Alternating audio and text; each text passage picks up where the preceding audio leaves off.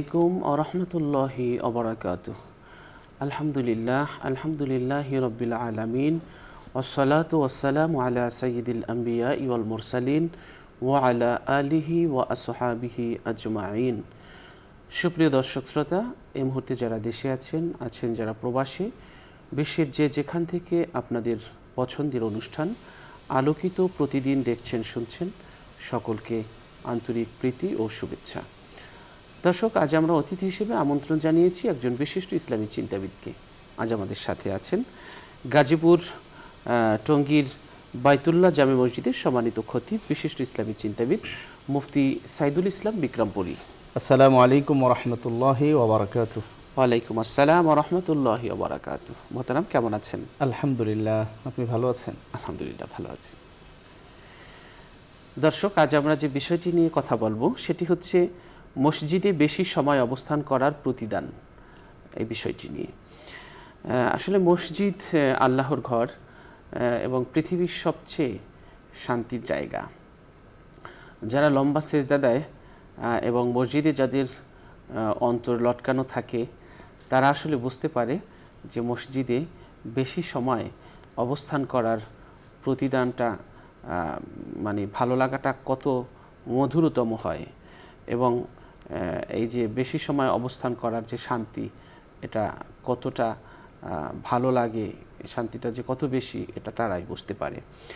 আবু হুরায়রা রাদিয়াল্লাহু তাআলা আনহু থেকে বর্ণিত, নবী সাল্লাল্লাহু আলাইহি ওয়াসাল্লাম বলেন, তোমাদের কেউ যতক্ষণ তার সালাতের স্থানে থাকে তার অজু ভঙ্গ না হওয়া পর্যন্ত তার জন্যে ফেরেশতারা এই বলে দোয়া করেন যে, হে আল্লাহ, আপনি তাকে ক্ষমা করুন, হে আল্লাহ, আপনি তাকে রহম করুন। আর তোমাদের মধ্যে যেই ব্যক্তির সালাত তাকে বাড়ি ফিরে যাওয়া থেকে বিরত রাখে, সে সালাতরত আছে বলেই পরিগণিত হবে। বুখারী শরীফের হাদিস। সুবহানাল্লাহ, সুবহানাল্লাহ। আরেকটি হাদিসে রাসূল সাল্লাল্লাহু আলাইহি ওয়াসাল্লাম, মুসলিম শরীফের হাদিসে আমরা দেখতে পাই যে নবী সাল্লাল্লাহু আলাইহি ওয়াসাল্লাম বলেছেন, কোনো সম্প্রদায়ের লোকেরা যখন আল্লাহর ঘর থেকে কোনো ঘরে একাত্র হয়, যেখানে তারা আল্লাহর কিতাব তেলাওয়াত করে বা পরস্পর আলোচনা করে, তাদের উপর প্রশান্তি নাজিল হতে থাকে, রহমত তাদের ঢেকে রাখে এবং ফেরেশতারা তাদের বেষ্টন করে রাখেন, এবং আল্লাহর নিকটবর্তী ফেরেশতাদের সঙ্গে তাদের নিয়ে আলোচনা করেন আল্লাহ তাআলা। আর যারা আমল তাকে পিছিয়ে দেয়, তার বংশ তাকে এগিয়ে দিতে পারে না। যার আমল তাকে পিছিয়ে দেয়, বংশ তাকে এগিয়ে দিতে পারে না। তো এই যে মসজিদে বেশিক্ষণ অবস্থান করা, এটা হলো মুমিনের একটি লক্ষণ। মুমিন সবসময় মসজিদে বেশিক্ষণ অবস্থান করার চেষ্টা করে। আবু হুরায়রা রাদিয়াল্লাহু তাআলা আনহু থেকে আরেকটি হাদিস আমরা শোনাতে চাই। এই হাদিসটি আবু হুরায়রা রাদিয়াল্লাহু তাআলা আনহু বর্ণনা করেছেন।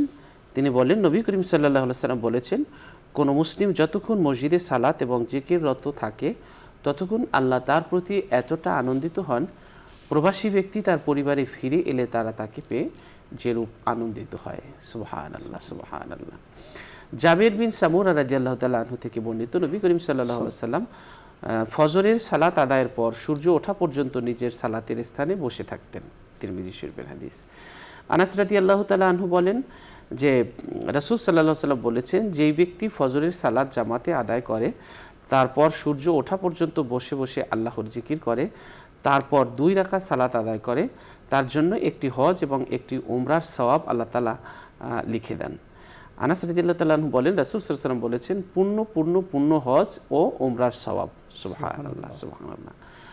দর্শক, আমরা চেষ্টা করব এই ছোট্ট জীবনের কিছু সময় এবং বেশি সময় যেন ইবাদতে কাটে, মসজিদে অবস্থানে কাটে। চলুন এই বিষয়টি নিয়ে আলোচনা শুনছি মোহতারামের কাছ থেকে। জি মোহতারাম। জাযাকাল্লাহ। নাহমাদুহু ওয়া নুসাল্লি আলা রাসূলিহিল কারীম, আম্মা বাদ। ফাউযু বিল্লাহি মিনাশ শাইতানির রাজীম। বিসমিল্লাহির রহমানির রহিম। ইন্নামা ইয়া'মুরু মাসাজিদাল্লাহ মান আমানা বিল্লাহি ওয়াল ইয়াউমিল আখির ওয়া আকামাস সালাতা ওয়া আতাজ যাকাতা ওয়া লাম ইয়াখশা ইল্লাল্লাহ ফাআসা উলাইকা আন ইয়াকুনু মিনাল মুহতাদিন। وقال النبي صلى الله عليه وسلم في حديث قلبه معلق بالمساجد إلى آخر الحديث। আলহামদুলিল্লাহ, নিউজ 24 কর্তৃক আয়োজিত আলোকিত প্রতিদিনের আজকের এই মোহিত অনুষ্ঠানে অত্যন্ত গুরুত্বপূর্ণ এবং জীবন ঘনিষ্ঠ একটি বিষয়কে সামনে নিয়ে আলোচনা করার জন্য আল্লাহ আমাকে কবুল করেছেন, আলহামদুলিল্লাহ। এবং পাশাপাশি কৃতজ্ঞতা জ্ঞাপন করছি কর্তৃপক্ষের, যারা এত সুন্দর দিন প্রচারের জন্য আয়োজন করেছেন। আল্লাহ রাব্বুল আলামিন কিয়ামতের দিন এই প্রোগ্রামকে নাজাতের জরিয়া বানিয়ে দেন। আজকে যে বিষয়টি নির্বাচন করা হয়েছে, যে মসজিদে বেশি সময় অবস্থান করার প্রতিদান, অত্যন্ত গুরুত্বপূর্ণ এবং জীবন ঘনিষ্ঠ একটি বিষয় আমাদের জন্য, এবং ফজিলতপূর্ণ একটি বিষয়। এজন্য আমি আমার অন্তঃস্থল থেকে আজকের সঞ্চালককে মোবারকবাদ জানাই। এই বিষয়টি আমরা সবাই অবগত আছি যে মসজিদ এটা হচ্ছে আল্লাহ পাকের একটি ঘর, যাকে আমরা বাইতুল্লাহ বলে থাকি।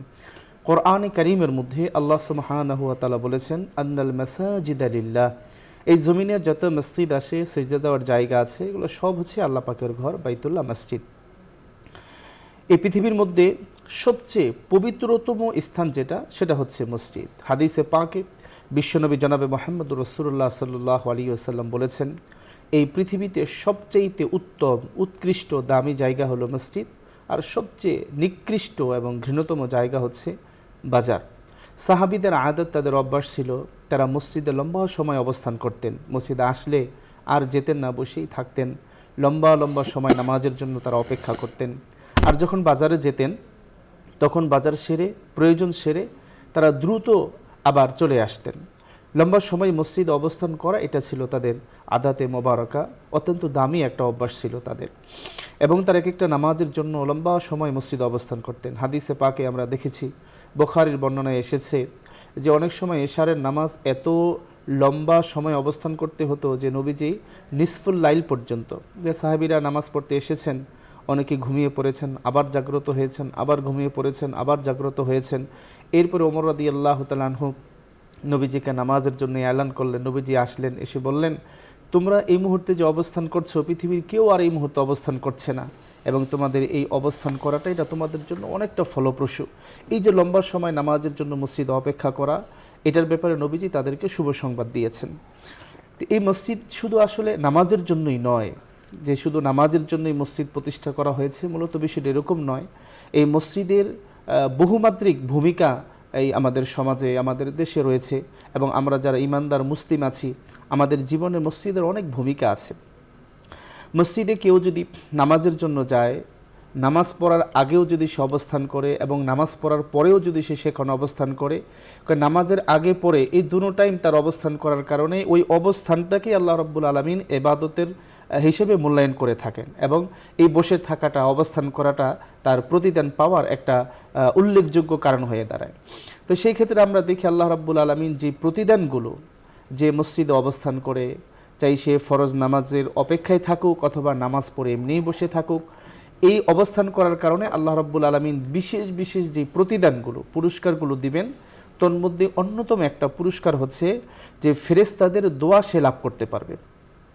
যেটা আপনি বলতেছিলেন, হাদিসে পাকের ভিতরে এসেছে, আল্লাহর নবীর প্রিয় সাহাবী আবু হুরায়রা রাদিয়াল্লাহু তাআলা হাদিস থেকে আমরা সেটা বুঝতে পারি যে ফেরেশতারা এই বলে ওই অবস্থানকারীর জন্য দোয়া করতে থাকে, আল্লাহুম্মা গফিরলাহ আল্লাহুম্মা আরহামহু, যে আল্লাহ আপনি তাকে ক্ষমা করে দেন, আপনি তাকে রহম করেন। তো ফেরেশতাদের দোয়া এটা কখনো মিস্টেক হতে পারে না, আল্লাহ তাআলা সেই দোয়াগুলো কবুল করেন। আমরা যদি আমাদের এই জীবনের এই ক্ষণিকের সময়গুলো যদি মসজিদের সাথে আমরা লাগাইতে পারি এবং সেখানে গিয়ে কিছু সময় অন্তত ব্যস্ততার মাঝে অবস্থান করতে পারি, তাহলে এই ফেরেশতাদের মাকবুল দোয়াগুলো আমরা অর্জন করতে পারবো। এবং ফেরেশতাদের দুইটা দোয়াই অত্যন্ত গুরুত্বপূর্ণ। একটা হলো আমার জীবনের কৃতকর্মের সমস্ত গুনাহের জন্য তারা আমার মাগফিরাত কামনা করছে, পাশাপাশি আমার জীবন দুনিয়া এবং আখিরাতে সফল হওয়ার জন্য আল্লাহ পাকের যে খাস রহমত এবং দয়া মায়া, সেটার জন্য তারা আল্লাহর কাছে আবেদন করছে যে আল্লাহুম্মা গফিরলাহ, আল্লাহ তুমি তোমার এই নামাজি বান্দাকে তুমি মাফ করে দাও, আল্লাহুম্মা আরহামহু, আল্লাহ তুমি তোমার এই নামাজি বান্দার প্রতি তুমি তোমার খাস রহমত তুমি নাজিল করো। তা আমরা যদি মসজিদ অবস্থান করতে পারি, তাহলে আশা করা যায় আমরা ফেরেশতাদের এই মাগফিরাতের দোয়া এবং এই দোয়া প্রাপ্তির, দয়া এবং ভালোবাসা প্রাপ্তির যে দোয়া, এই দোয়াটা আমরা মুস্তাহেক হতে পারবো, হকদার হতে পারবো। এরপর আমরা দেখতে পাই যে মসজিদে অবস্থানের কারণে এবং মসজিদে লম্বা সময় হোক বা কম সময় হোক, যতটুকু সময় হোক, আমি যদি মসজিদে অবস্থান করতে পারি, তাহলে আল্লাহ পাকের যে খাস রহমত, এই রহমত পাওয়ার একটা অন্যতম মাধ্যম হচ্ছে এই মসজিদে অবস্থান করা। এটাও হাদিস দ্বারা প্রমাণিত। যে হাদিসে পাকের মধ্যে এসেছে যারা মসজিদে অবস্থান করে, কিতাব তেলাওয়াত করে, জিকির আজকার করে, আল্লাহ পাকের স্মরণ করে, মোরাকাবা করে, মুশাহাদা করে, নামাজের জন্য অপেক্ষায় থাকে, নামাজ পড়েও অপেক্ষায় থাকে, এই লোকগুলোর প্রতি হাদিসে পাকে বিশ্বনবী বলেছেন যে ওয়ানাজালাত আলাইহিমুস সাকিনা, যে আল্লাহ তাআলা তাদের প্রতি একটা সাকিনা মানে হচ্ছে আল্লাহ পাকের বিশেষ একটা খাস রহমত আল্লাহ রাব্বুল আলামিন তাদের উপরে নাজিল করেন। ওয়া হাফাতহুমুল মালাইকা, এবং ফেরেশতারা তাদেরকে বেষ্টন করে নেন। ওয়া গশিয়াত আলাইহিমুর রহমা, এবং আল্লাহ রাব্বুল আলামিন তার রহমতের চাদর দিয়ে তাদেরকে আচ্ছাদিত করে নেন। এরপরে আল্লাহ রাব্বুল আলামিন এই যারা মসজিদে অবস্থান করছেন জিকিরে অথবা নামাজে অথবা ওয়েটিংয়ে আছেন, অপেক্ষা করছেন, তাদের কথাগুলো আল্লাহ রাব্বুল আলামিন আসমানে এই দুনিয়ার মানুষের চাইতে আবার যারা শ্রেষ্ঠ এবং আল্লাহ পাকের খুব নিকটবর্তী নিকটস্থ যারা আছে, ওয়াজাকার হুমুল্লাহু ফিমান ইনদাহু, হাদিসে পাকে বিশ্বনবী বলেন যে আল্লাহ তাআলা এই দুনিয়ার ওই মসজিদে অবস্থানকারী ওই বান্দাগুলোর আলোচনা আল্লাহ রাব্বুল আলামিন ফেরেশতাদের সাথে করা শুরু করেন। ফেরেশতাদেরকে বলেন, আরেক হাদিসের বর্ণনায় এসেছে যে তোমরা দেখো এই যে দুনিয়াতে তোমরা যাদেরকে পাঠাতে নিষেধ করেছিলে, তোমরা বলেছিলে তারা রক্তপাত ঘটাবে, বিশৃঙ্খলা ঘটাবে, তারা হানাহানি মারামারি কাটাকাটি করবে, দেখো তারা আমার কুদরতি কদমে সেজদা দেওয়ার জন্য, রুকু করার জন্য, আমার গোলামি করার জন্য, আমার দাসত্ব করার জন্য, আমার হুকুম আদায় করার জন্য তারা আজকে আমার ঘরে এসে তারা বসে আছে। আল্লাহ রাব্বুল আলামিন এই গর্বের সাথে এই কথাগুলো বলতে থাকেন। এরপর আল্লাহ রাব্বুল আলামিন ফেরেশতাদেরকে সাক্ষী রেখে বলেন যে তোমরা সাক্ষী থাকো, আজকে যারা এই মজলিসে উপস্থিত হয়েছে, আজকে যারা এখানে আছে, আমি তাদের সকলকে মাফ করে দিলাম। সুবহানাল্লাহ বিহামদি। তো আমরা যদি এই মসজিদে অবস্থান করতে পারি তাহলে আল্লাহ পাকের এই দয়া, আল্লাহ পাকের মায়া, আল্লাহ পাকের ক্ষমা আমরা অর্জন করতে পারবো, এই প্রতিদান লাভে আমরা ধন্য হতে পারবো। এরপরে আমরা যদি আরও দেখি তাহলে আল্লাহ সুবহানাহু ওয়া তাআলা বিশ্বনবী জনাবে মুহাম্মদ রাসূলুল্লাহ সাল্লাল্লাহু আলাইহি ওয়াসাল্লাম বলেন যে আল্লাহ রাব্বুল আলামিন যে সমস্ত বান্দারা মসজিদে গিয়ে অবস্থান করে এবং বেশি সময় অবস্থান করে, আল্লাহ রাব্বুল আলামিন তাদের প্রতি খুব আনন্দিত হন, অনেক আনন্দিত হন। কেমন আনন্দিত হন?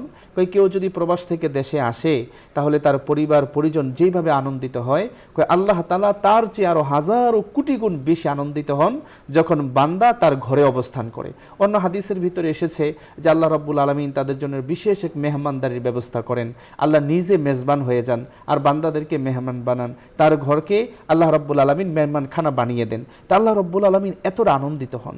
তা আল্লাহ পাক যদি আমাদের প্রতি সন্তুষ্ট হয়ে যান, আল্লাহ যদি আমাদের প্রতি আনন্দিত হন, আমাদের কর্ম যদি আল্লাহর কাছে পছন্দের হয়, তাহলে আমি দুনিয়াতেও সফল, আমি পরকালেও সফল।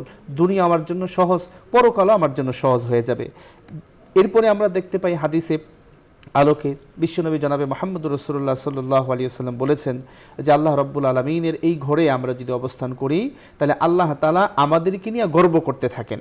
যেটা আমরা ইতিপূর্বে হাদিসে দেখলাম যে ফেরেশতাদের সাথে আল্লাহ রাব্বুল আলামিন তার বান্দাকে নিয়ে গর্ব করেন যে দেখো তোমরা নিষেধ করেছিলে, কিন্তু তারপরেও আমার বান্দারা আজকে আমার কুদরতি কদমে আমার গোলামি করার জন্য, আমার কুদরতি কদমে সেজদা দেওয়ার জন্য তারা কিভাবে এখানে বসে আছে, কত নমনীয়ভাবে এবং বিনয়ের সাথে তারা নিজেদের সমস্ত অহংকারকে বর্জন করে, তারা আমৃত্যুকে মিটিয়ে দিয়ে তারা আমার কুদরতি কদমে সেজদা দেওয়ার জন্য তারা মসজিদে বসে আছে। তা আল্লাহ রাব্বুল আলামিন এইভাবে গর্ব করতে থাকেন। এরপরে আমরা দেখি যে মসজিদে অবস্থান করা প্রতিদান তো আছেই বটে, তারপরেও নবীজি সাল্লাল্লাহু আলাইহি সাল্লামের বিশেষ একটা সুন্নত, নবীজি লম্বা সময় মসজিদে অবস্থান করতেন, মসজিদে বসে থাকতেন, লম্বা লম্বা সময় পর্যন্ত নবীজি মসজিদে ইবাদত বন্দেগী করতেন এবং বেশি বেশি আল্লাহ পাকের কুদরতি কদমে সেজদা দিতেন। তো এই মসজিদে অবস্থান করাটা এটা আমাদের প্রিয় নবী জনাবে মুহাম্মদুর রাসূলুল্লাহ সাল্লাল্লাহু আলাইহি সাল্লামের অন্যতম একটা সুন্নত। এরপরে যদি আরও কিছু প্রতিদানের কথা আমরা বলি তাহলে অন্যতম আরেকটা প্রতিদান হচ্ছে যে আমাদের মধ্যে অনেকেই আছে যাদের আর্থিক সমস্যার কারণে, দুর্বলতার কারণে আমরা মক্কা মদিনায় গিয়ে নবীদের রওজার সামনে গিয়ে বাইতুল্লাহর তোয়াফ করার জন্য আমাদের সেই সামর্থ্য নাই, শক্তি আছে কিন্তু সামর্থ্য নাই। কিন্তু আল্লাহর নবী আমাদের এই সওয়াব অর্জন করার জন্য, এই প্রতিদান যাতে আমরা অর্জন করতে পারি, এত দামি পুরস্কার যেন আমরা লাভ করতে পারি, এই জন্য নবীজি বলেন কেউ যদি মসজিদে গিয়ে অবস্থান করে এবং ফজরের নামাজ আদায় করার পর ইশরাকের নামাজ পর্যন্ত মসজিদে অবস্থান করে, তাহলে আল্লাহ রাব্বুল আলামিন পরিপূর্ণ হজ এবং উমরার যে ফজিলত, যে প্রতিদান, যে সওয়াব, এটা ওই বান্দার আমলনামার মধ্যে দিয়ে দিবেন। আমরা যদি শুধু এই বিষয়টি নিয়েই চিন্তা করি যে আমি চাইলে তো প্রতিদিন এই আমলটা করে মসজিদে অবস্থান করে আল্লাহ পাকের কাছ থেকে একটা পরিপূর্ণ হজ, একটা পরিপূর্ণ উমরার এবং মাকবুল উমরা এবং মাকবুল মঞ্জুরকৃত আল্লাহ পাকের কাছে হজের যে প্রতিদান, সেই প্রতিদান আমরা অর্জন করতে পারি। এরপরে যদি আরও একটা প্রতিদানের কথা আমরা বলি, হাদিসে মোবারকের মধ্যে জনাবে মুহাম্মদ রাসূলুল্লাহ সাল্লাল্লাহু আলাইহি সাল্লাম বলেছেন যে আমি নামাজ আদায় করে, সালাত আদায় করে আমি যেই সওয়াব অর্জন করতে পারি, তদ্রূপভাবে আমি যদি নামাজের জন্য অপেক্ষা করি, মসজিদে অবস্থান করি, চাই সেটা অল্প সময় হোক অথবা অল্প মুহূর্ত হোক অথবা সামান্য সীমিত সময় হোক না কেন, তাহলে আমি এই অপেক্ষার দ্বারা আমি নামাজ আদায় করার সামান্য সময় আগ পর্যন্ত যে অপেক্ষা করলাম, এটার দ্বারা আল্লাহ রাব্বুল আলামিন আমাদের আমল নামার ভিতরে ওই নামাজ আদায় করলে যেই পরিমাণ সওয়াব, ওই পরিমাণ সওয়াব আল্লাহ তাআলা আমাদের আমল নামার মধ্যে দিয়ে দিবেন। এই কথাগুলোকে যদি আমরা সামনে রাখি, তাহলে এছাড়াও আরও অসংখ্য হাদিস এবং নবীজির বক্তব্য, সাহাবীদের আমল থেকে আমরা বুঝতে পারি যে মসজিদে বেশি বেশি অবস্থান করার যে কি পরিমাণ পুরস্কার আর কি পরিমাণ ফজিলত, আমার জীবনের গুনাহ মাফ হওয়াটা আমি পছন্দ করি, আমি বেশি বেশি নেকি অর্জন করাটা আমি পছন্দ করি, আল্লাহ পাকের দয়া মায়া মহব্বত আমি চাই।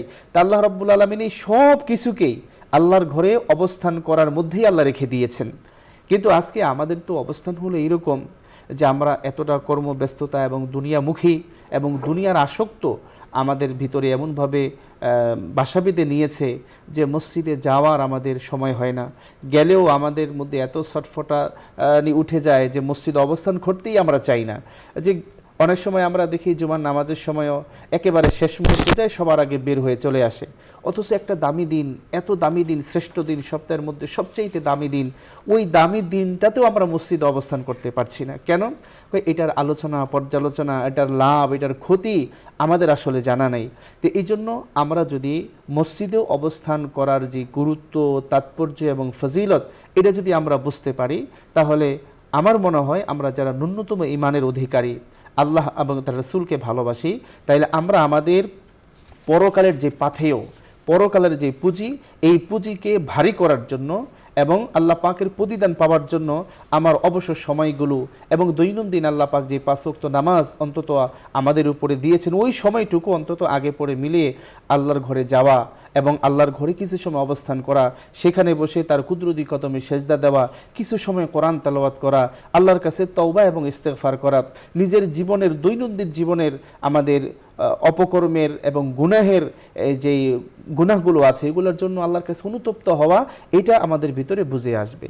কোরআনে কারিমের সেই আয়াতে কারিমার ভিতরে আমরা যদি লক্ষ্য করি, আল্লাহ রাব্বুল আলামিন বলেছেন, ইন্নামা ইয়ামুরু মাসাজিদাল্লাহ মান আমানা বিল্লাহি ওয়াল ইয়াউমিল আখির। আল্লাহ বলেছেন যে যে সমস্ত ব্যক্তিরা যারা আল্লাহ পাকের মসজিদকে, ঘরকে আবাদ করে, তারা কারা? তারা হলো মান আমানা বিল্লাহি ওয়াল ইয়াউমিল আখির, ওই সমস্ত ইমানদার ব্যক্তিরা যারা আল্লাহর প্রতি পূর্ণ আস্থা রাখে, আল্লাহকে বিশ্বাস করে, পরকালকে বিশ্বাস করে, ওয়া আকামাস সালাতা ওয়া আতাজ যাকাতা, এবং নামাজকে ঠিকঠাক মতো কায়েম করে এবং জাকাত প্রদান করে, ওয়ালাম ইয়াখশা ইল্লাল্লাহ, এবং আল্লাহ ছাড়া কাউকে সে ভয় পায় না। এই 4 গুণে গুণান্বিত যারা, যার ঈমান ঠিক আছে আল্লাহর প্রতি এবং পরকালের প্রতি, যিনি নামাজ ঠিকঠাক মতো আদায় করেন, আল্লাহ ছাড়া কাউকে তিনি ভয় করেন না, একমাত্র আল্লাহর ভয় তার অন্তরে থাকে, এই সমস্ত গুণে গুণান্বিত যারা, ওই সমস্ত ইমানদার, ওই সমস্ত কামেল মুমিনরাই কেবল মসজিদকে আবাদ করতে পারে। আর যারা মসজিদকে আবাদ করতে পারে তাদের সবচেয়ে বড় দুনিয়াতে পুরস্কার হবে। আল্লাহ সুবহানাহু ওয়া তাআলা এই আয়াতের শেষাংশে বলেছেন, ফাআসা উলাইকা আইয়াকুনু মিনাল মুহতাদিন, আশা করা যায় যারা মসজিদে ঘন ঘন যাতায়াত করবে, বেশি বেশি যাতায়াত করবে, মসজিদের মধ্যে বেশি সময় অবস্থান করবে, আল্লাহ রাব্বুল আলামিন তাদেরকে আল্লাহ পাকের হেদায়েত প্রাপ্ত, নৈকট্য অর্জনকারী যে সমস্ত বান্দারা আছে, আল্লাহ রাব্বুল আলামিন তাদের দলভুক্ত, তাদের শ্রেণীভুক্ত তাদেরকে করে দিবেন। এই জন্য দুনিয়ার জীবনে আমি যদি সিরাতে মুস্তাকিমের পথ পেতে চাই, আমি যদি হেদায়েত প্রাপ্ত হতে চাই, দুনিয়া থেকে যদি জান্নাত কামাই করতে চাই, দুনিয়া থেকে যদি জাহান্নামের পথকে আমি বন্ধ করে যেতে চাই, তাহলে আমার একমাত্র পথ হচ্ছে আল্লাহর প্রতি পূর্ণ আস্থার বিশ্বাস নিয়ে আল্লাহর ঘর বাইতুল্লাহ মসজিদে, ছোট হোক আর বড় হোক, যেখানেই হোক, গ্রামে হোক আর শহরে হোক, যেখানেই আমি আল্লাহর ঘর পাবো, সেখানে অন্তত দৈনিক 5 বার আল্লাহর ঘরে উপস্থিত হওয়া, হাজিরা দেওয়া এবং আল্লাহর কুদরতি কদমে আল্লাহ পাক আমার যেই কপাল আল্লাহ দিয়েছেন এই কপালটাকে নত করা, আমার এই মাথাকে নত করা, এই মস্তককে নত করা, তাহলে আশা করা যায় দুনিয়ার জীবন থেকে আমি হেদায়েত নিয়ে কবর জমিনে যেতে পারবো। আর হেদায়েত শূন্য জীবন নিয়ে যদি আমি কবরে যাই তাহলে খাসিরাত দুনিয়া ওয়াল আখিরা, দুনিয়া এবং আখিরাতে আমার ক্ষতিগ্রস্ত হতে হবে। বুখারী শরীফের সেই বিখ্যাত হাদিস, জনাবে মুহাম্মদ রাসূলুল্লাহ সাল্লাল্লাহু আলাইহি ওয়াসাল্লাম বলেছেন, ইউজিল্লুহুমুল্লাহু ফি জিল্লিহি ইয়াউমা লা জিল্লা ইল্লা জিল্লুহু। আল্লাহ নবী বলেন যে হাসরের মাঠের যেই পরিস্থিতি, যে ভয়াবহ অবস্থা হবে, আমরা সবাই জানি যে সেদিন অবস্থা কেমন হবে।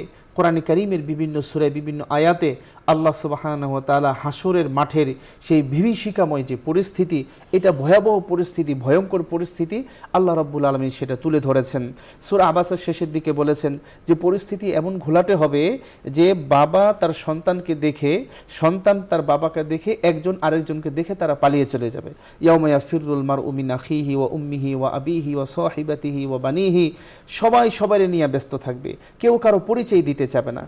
শুধু তাই না, আরেক জায়গায় আল্লাহ সুবহানাহু ওয়া তাআলা বলেছেন ওদের বিভীষিকাময় পরিস্থিতির এরকম হবে যে তাদেরকে দেখলে মনে হবে তারা নেশাগ্রস্ত, আসলে তারা নেশাগ্রস্ত না। কোনো গর্ভবতী মহিলা যদি থাকে তাহলে এই ভয় দেখার কারণে তার গর্ভপাত হয়ে যাবে। কোনো যদি দুগ্ধপোষ্য সন্তান তার কুলে থাকে, ওই মা তার ওই সন্তানের কথা ভুলে যাবে। ইয়াউমা তারাউনাহা তাযহালু কুল্লু মুরদিআতিন আম্মা আরদাআত ওয়া তাযউ কুল্লু যাতি হামলিন হামলাহা ওয়া তারান নাসা সুকারা ওয়া মা হুম বিসুকারা ওয়ালাকিন্না আযাবাল্লাহি শাদীদ। এই বিভীষিকাময় পরিস্থিতিতে আল্লাহ রাব্বুল আলামিন 7 শ্রেণীর মানুষকে আল্লাহ রাব্বুল আলামিন তার আরশে আজিমের ছায়াতলে আল্লাহ সুবহানাহু ওয়া তাআলা আশ্রয় দিবেন, ছায়া দিবেন। তাদের মধ্যে অন্যতম একটা শ্রেণী হলো যার কলবটা কলবুহু মুআল্লাকুন বিল মাসাজিদি। একটা শ্রেণী এমন হবে যার অন্তরটা সবসময় মসজিদের দেয়ালের সাথে সম্পৃক্ত থাকতো, পেরেক মারা থাকতো। এই ব্যক্তিকে আল্লাহ রাব্বুল আলামিন এই কঠিন পরিস্থিতিতে, এই ভয়াবহ পরিস্থিতিতে, এই বিভীষিকাময় পরিস্থিতিতে আল্লাহ সুবহানাহু ওয়া তাআলা ওই আরশ আজিমের ছায়াতলে আল্লাহ রাব্বুল আলামিন ডেকে ডেকে তার কুদরতি হাতের ছানি দিয়ে ডেকে ডেকে আল্লাহ রাব্বুল আলামিন ছায়া দিবেন। তো হাদিসের ব্যাখ্যার ভিতরে লিখেছেন যে কলবুহু মুআল্লাকুন বিল মাসাজিদি, যে ওই নামাজি ব্যক্তির কলবটা মসজিদের সাথে পেরেক মারা থাকে, লটকানো থেকে। ব্যাখ্যাটা মূলত হচ্ছে এরকম যে সে ফজরের নামাজে এসেছে, নামাজ আদায় করেছে, তাসবিহ তাহলিল আদায় করেছে, আল্লাহ পাকের কাছে সে করুণা ভিক্ষা চেয়ে তিনি তার কর্মস্থলে গিয়েছে, কিন্তু তার দিলটাকে সে মসজিদে রেখে গিয়েছে। আবার সে কখন মুয়াজ্জিনের কণ্ঠে আল্লাহ পাকের সেই দাওয়াত তিনি পাবেন, আজান শুনতে পাবেন, আবার ঘরে দৌড়ে আসবেন। আবার জোহরের নামাজ সে আদায় করেছে, আবার আসরের নামাজে সে অপেক্ষায় আছে, আবার কখন মসজিদের মিনারের মধ্যে আজান হবে আসরের, আবার তিনি চলে আসবেন। আবার আসরের নামাজ তিনি আদায় করেছেন, এই দিলটাকে তিনি মসজিদের মধ্যে রেখে গেছেন, আবার কখন মাগরিবের নামাজের আজান হবে, আবার কখন এশার নামাজের আজান হবে।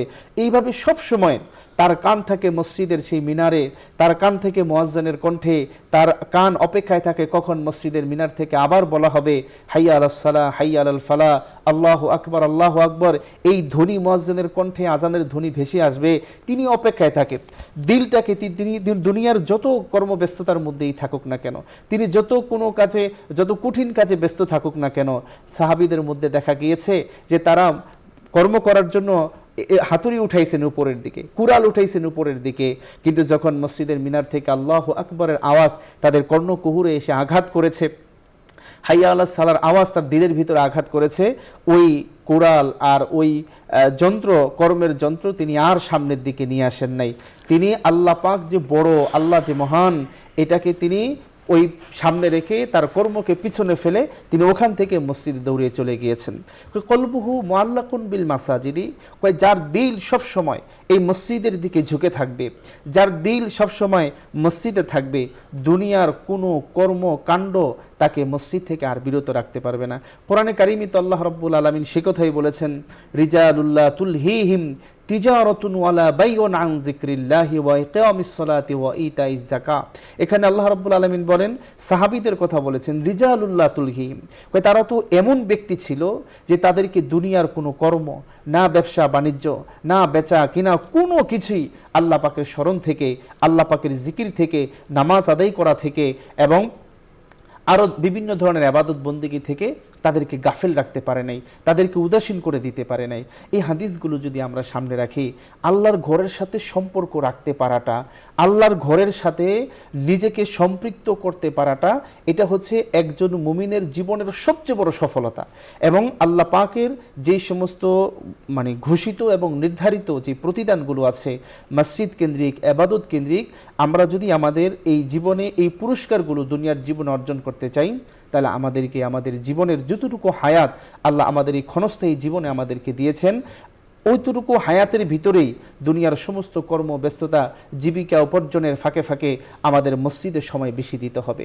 অনেক সময় দেখা যায় আমরা অলসতার কারণে আজান আমরা আমাদের কানে শুনতে পেয়েছি, আমরা অলসতার কারণে ঘরের সামনেও যদি আমাদের মসজিদ হয় সেই মসজিদে আমরা যেতে চাই না, এবং আমরা আমাদের মতো করে অফিসে আছি, অফিসের ভিতরে মসজিদ আছে, আমরা সেখানে যেতে চাই না।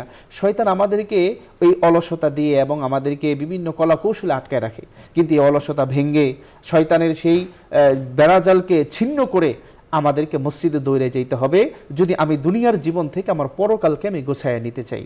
তো এইভাবে আল্লাহ পাকের এই ফজিলত এবং নির্ধারিত ফজিলতগুলো কোরআন সুন্নাহর আলোকে অর্জন করতে হলে প্রথম যেই কাজটা আমাদের করতে হবে, আমাদের সেই একটা আগ্রহ, আল্লাহর ঘরের প্রতি আমাদের একটা আকর্ষণ, একটা মহাব্বত, ভালোবাসা, এটা দিলের ভিতরে নিয়ে আসতে হবে।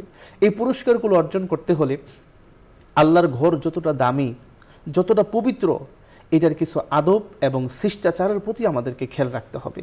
আমার মন চাইলে আমি মসজিদে গেলাম, যেভাবে মন চাইল সেখানে আমি যে বসে পড়লাম, এভাবে হলে আল্লাহ পাকের যে নির্ধারিত ফজিলত এবং তার যে প্রতিদান, এটা অর্জন করা আমাদের পক্ষে সম্ভব হবে না।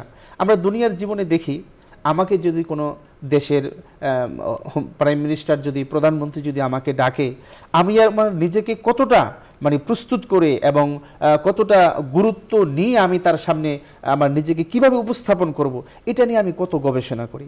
তো একজন প্রধানমন্ত্রীর ঘরে যাওয়ার জন্য, তার কাছে যাওয়ার জন্য যদি আমার এতটা প্রস্তুতি আর গুরুত্ব থাকে, আর যেখানে তামাম পৃথিবীর বাদশাহ যিনি, আসমান যিনি বানাইলেন, জমিন যিনি বানাইলেন, তার কাছে যে মানে যদি আমি তার ঘরে মেহমান হই, তাহলে আমার কেমন প্রস্তুতি হওয়া দরকার। এই জন্য আমরা যদি কোরআন সুন্নাহর আলোকে কিছু শিষ্টাচারের কথা বলি, তাহলে প্রথমত আমরা যেটা দেখতে পাই সেটা হচ্ছে, আমি যখন মসজিদে প্রবেশ করব তখন ঢোকার আগে আল্লাহ পাকের নাম নিয়ে আমাকে প্রবেশ করতে হবে। যেমন হাদিসের কিতাবের মধ্যে এসেছে বিসমিল্লাহির রহমানির রহিম বলা। দ্বিতীয়ত একটা আদবের কথা এসেছে নবীর শানে দুরূদ পড়া, যেমন আসসালাতু ওয়াসসালামু আলা রাসূলিল্লাহ। এরপরে মসজিদে ঢোকার একটা দোয়া আছে, আল্লাহুম্মা ইফতাহলি আবওয়াবা রাহমাতিক, হে আল্লাহ, আমি আপনার রহমতের যেই দরজাগুলো আছে, আপনি আমার জন্য, আমি আপনার ঘরে এসেছি, এই রহমতের দ্বারগুলো, রহমতের দরজাগুলো আপনি আমার জন্য উন্মুক্ত করে দেন।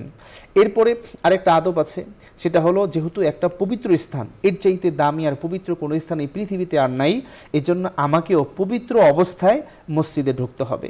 এবং মসজিদে ঢুকে দুনিয়াবি যে কথাবার্তা আছে, আমরা অনেক সময় মসজিদে ঢুকি এবাদতের নিয়ে তো ঢুকি, সোয়াবের নিয়ে তো ঢুকি, কিন্তু সোয়াবের পরিবর্তে আমরা শত শত গুনাহ এবং কবিরা গুনাহ এবং বড় বড় গুনাহ নিয়ে আমরা বের হয়ে যাই।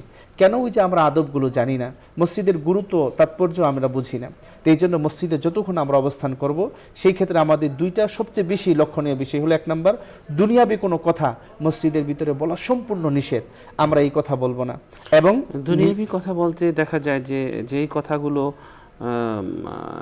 মানে অপ্রয়োজনীয়, অসার এবং অমূলক, ওই সমস্ত কথা বেফায়দা, যার মধ্যে কোনো ফায়দা নেই, এরকম কথা অনেক সময় দেখা যায় মসজিদে বসে বসেও আমরা মোবাইল ব্যবহার করতে থাকি, এবং মসজিদে বসে বসে আমরা উঁচু গলায় আমরা আওয়াজ করতে থাকি, এবং অনেক সময় টুকিটাকি বিষয় নিয়ে আমরা মসজিদের খাদেমের সাথে আমরা হই হুল্লোড় করতে থাকি, মসজিদের সামান্য লাইট ফ্যান নিয়ে আমরা চিল্লাফাল্লা করতে, এগুলো সম্পূর্ণ নিষেধ এবং এগুলো গুনাহের কাজ।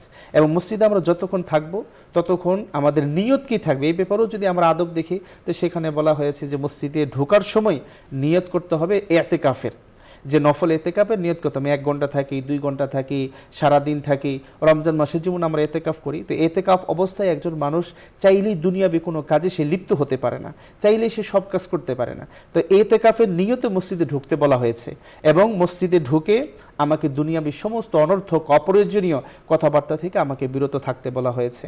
এবং যদি এরকম হয় যে ইমাম সাহেব খুতবা দিচ্ছেন, তাহলে সেই খুতবা আমাকে গভীর মনোযোগ দিয়ে শ্রবণ করার জন্য আমাকে বলা হয়েছে।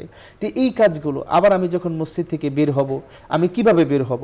তখনও আল্লাহ পাকের কাছে সেই দোয়া প্রার্থনা করে আমাকে মসজিদ থেকে বের হতে হবে।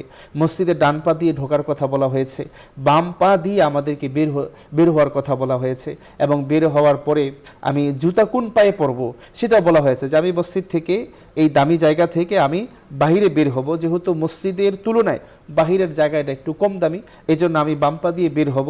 বের হওয়ার পরে যে আমি জুতা পরবো, জুতা আবার ডান পায়ে পরবো, এইভাবে বলা হয়েছে। এবং দোয়া করতে বলা হয়েছে, আল্লাহুম্মা ইন্নী আসআলুকা মিন ফাদলিক, আল্লাহ আমি তো তোমার ঘরে ঢুকেছিলাম, তোমার অনুগ্রহের অনুসন্ধানে আমি তোমার ঘর থেকে বিদায় নিচ্ছি, আমি তোমার কাছে তোমার রহম, তোমার করম, তোমার দয়া, তোমার মায়া, আমি এগুলো চাচ্ছি। তো এইভাবে এই মসজিদের আদবগুলোর প্রতি যদি আমরা খেয়াল রাখতে পারি, এবং মসজিদে গিয়ে আমার কারণে আমার কোনো ভাই যিনি আমার পাশে দাঁড়িয়ে নামাজ পড়বেন তারও যাতে কষ্ট না হয়, ওই বিষয়টার প্রতি ইসলাম অত্যন্ত গুরুত্ব আরোপ করেছে। যে আমি যে মসজিদে যাব, আমার গায়ে থেকে, আমার মুখ থেকে যেন কোনো ধরনের দুর্গন্ধ না আসে, যার কারণে আমার পাশে যিনি দাঁড়িয়ে নামাজ পড়বেন তার যাতে কষ্ট না হয়। এই জন্য হাদিসে মোবারকের মধ্যে বলা হয়েছে যে পেঁয়াজ, কাঁচা পেঁয়াজ খেয়ে অথবা রসুন খেয়ে অথবা বিড়ি, সিগারেট অথবা ইত্যাদি যেগুলো মুখের মধ্যে দুর্গন্ধ সৃষ্টি করে, তো এরকম কোনো কিছু খেয়ে মসজিদে যাওয়াটাকে ইসলাম মাকরু সাব্যস্ত করেছে। তবে কেউ যদি খেতে চায়, পেঁয়াজ কেউ যদি খেতে চায়, তাহলে সে আগুনে পুড়িয়ে খাওয়ার বৈধতা আছে। রসুন যদি খেতে চায়, সে আগুনে পুড়িয়ে খেতে পারবে, যাতে তার দুর্গন্ধটা নষ্ট হয়ে যায়। এই পেঁয়াজ, দুর্গন্ধ, তামাক, নেশাজাতীয় দ্রব্য অথবা সিগারেট, আরও অনেকে গুল ব্যবহার করে থাকেন, তামাক ব্যবহার যাওয়া যাবে না যে অন্যের কষ্টের কারণ হবে। কারণ চমৎকার বলছিলেন মোহতারাম, অনেক অনেক ধন্যবাদ। দর্শক মোহতারাম চমৎকার আলোচনা বলেছেন, আসলে আলোচনা করেছেন। আমরা 5 বার চেষ্টা করব নাক এবং কপালকে কলম মনে করে, মসজিদের সেই জায়গাকে কাগজ মনে করে, নাক আর কপাল নামক কলম দিয়ে মসজিদের সেই জায়গার জমিনে এটাকে কাগজ মনে করে 5 বার দাশখত দিয়ে বলবো, হে আল্লাহ, আমি তোমারই ছিলাম, তোমারই আছি, চিরকাল তোমারই থাকতে চাই। 5 ওয়াক্ত নামাজ আমরা জামাতের সাথে পড়ার চেষ্টা করব। রাসূল সাল্লাল্লাহু আলাইহি ওয়াসাল্লাম বলেছেন, বাজারের হট্টগোল থেকে বেঁচে থাকো এবং মসজিদকে দুনিয়াবি কথাবার্তা দ্বারা বাজারের সাদৃশ্য করো না। মুখে অথবা অন্য কোনোভাবে শরীরের দুর্গন্ধ নিয়ে আমরা মসজিদে প্রবেশ করব না, এবং মসজিদে বসে আমরা শোরগোল পাকাবো না। এরপরে অনেক আদবের কথা মোহতারাম বলেছেন, যে অসার কথাবার্তা এগুলো আমরা বলবো না, এবং মসজিদে চেষ্টা করব আমাদের কষ্টের সময়গুলোতে মসজিদে গিয়ে সান্ত্বনা নিতে এবং হৃদয়ের খোরাক নিতে। কারণ কবি নজরুল ইসলাম বলেছেন যে, মসজিদে ওই শুনরে আজান, চল নামাজে চল, দুঃখে পাবি সান্ত্বনা তুই, বক্ষে পাবি বল। তো আমরা বক্ষে যদি বল পেতে চাই, দুঃখে সান্ত্বনা পেতে চাই, তাহলে আমাদের মসজিদটাকে আমাদের এই সান্ত্বনার জায়গা করে নিতে হবে। আল্লাহ তাআলা আমাদের সেই তৌফিক দান করুন। দর্শক, আমরা আলোচনার শেষ প্রান্তে চলে এসেছি। আমাদের এ পর্যায়ে রয়েছে একটি মোনাজাত। আপনারা যে যেখান থেকে আমাদের এই অনুষ্ঠান দেখছেন, আপনারা চাইলে আমাদের সাথে মোনাজাতে শরীক হতে পারবেন। আল্লাহুম্মা সাল্লি আলা মুহাম্মাদ ওয়া আলা আলি মুহাম্মাদ কামা সাল্লাইতা আলা ইব্রাহিম ওয়া আলা আলি ইব্রাহিম ইন্নাকা হামিদুম মাজিদ। আল্লাহুম্মা বারিক আলা মুহাম্মাদ ওয়া আলা আলি মুহাম্মাদ কামা বারাকতা আলা ইব্রাহিম ওয়া আলা আলি ইব্রাহিম ইন্নাকা হামিদুম মাজিদ। আল্লাহুম্মা আমিন। আলহামদুলিল্লাহি রাব্বিল আলামিন। والصلاة والسلام على سيد الأنبياء والمرسلين وعلى آله وصحابه أجمعين رب العالمين। জীবনের গুনার বোঝা নিয়ে তোমার শাহী দরবারে হাত তুলেছি গো আল্লাহ রব্বুল আলামিন। তুমি জানো কত গুনাহ করেছি, কেউ না জানো গুনার খবর তুমি জানো। এই গুনার খবর যদি সন্তান জানতো ঘৃণা করত, সমাজের মানুষ যদি জানতো সমাজ থেকে বের করে দিত। তুমি সমস্ত গুনাহগুলো দেখেছো, তবুও তুমি প্রকাশ করে দাওনি। তুমি তোমার রহমতের চাদর দিয়ে সমস্ত গুনাহ ঢেকে রেখেছো, কারো কাছে তুমি প্রকাশ করনি। কেউ যেটা না জেনেছে তুমি জেনেছো, কেউ যেটা না দেখেছে তুমি দেখেছো, কেউ যেটা না বুঝেছে তুমি বুঝেছো, তবু তুমি আল্লাহ আযাব দিয়ে ধ্বংস করে দাও নাই, অবকাশ দিয়েছো। আল্লাহ রব্বুল আলামিন, তোমার কাছে ফরিয়াদ, তুমি অবকাশ যেহেতু দিয়েছো, তুমি সমস্ত গুনাহগুলো ধুয়ে মুছে পরিষ্কার করে বান্দা থেকে তোমার বন্ধু বানায়া নাও গো আল্লাহ। আল্লাহ আমিন। গুনার পথ ছেড়ে নেকের পথে আসতে চাই, গুনার পথ ছেড়ে নেকের পথ ধরতে চাই, তুমি রহম করো গো আল্লাহ। আল্লাহ আল্লাহ। গুনার খাতা ভারী হয়ে গেছে, গুনার বোঝা ভারী হয়ে গেছে, আর তো বইতে পারি না গো আল্লাহ। জানা গুনাহ অজানা গুনাহ, শিরক বিদআত শয়তানের ধোকায় পড়ে, নফসের তাড়নায় পড়ে যত গুনাহ করেছি গো আল্লাহ, সমস্ত গুনাহগুলো তুমি মাফ করে দাও। আল্লাহুম্মা আমিন। তুমি ছাড়া কে আছে গো, কার কাছে যাব আল্লাহ, কে ক্ষমা করবে গুনাহ? গুনার বোঝা মাথায় লইয়া হাঁটিতেছি, মাপ করিয়া দাও গো মাওলা এলাহি, সকল আর হইতে ফিরিয়া তোমারি দুআরে রইলাম পড়িয়া। তুমি যদি মাপ না করো মোদেরে, আল্লাহুম্মা আমিন। মোরা এখন যাব বলো কার দ্বারে। রব্বুল আলামিন, তোমার কাছে ফরিয়াদ করছি আল্লাহ, তুমি জীবনের সমস্ত গুনাহগুলো মাফ করে দাও। আল্লাহুম্মা আমিন। সুবহান রাব্বিকা রাব্বিল ইজ্জাতি আম্মা ইয়াসিফুন, সালামুন আলাল মুরসালিন, ওয়ালহামদুলিল্লাহি রাব্বিল আলামিন। আমিন। দর্শক, আমরা আজ এখানেই শেষ করছি। আল্লাহ হাফিজ। আসসালামু আলাইকুম ওয়া রাহমাতুল্লাহি ওয়া বারাকাতুহু।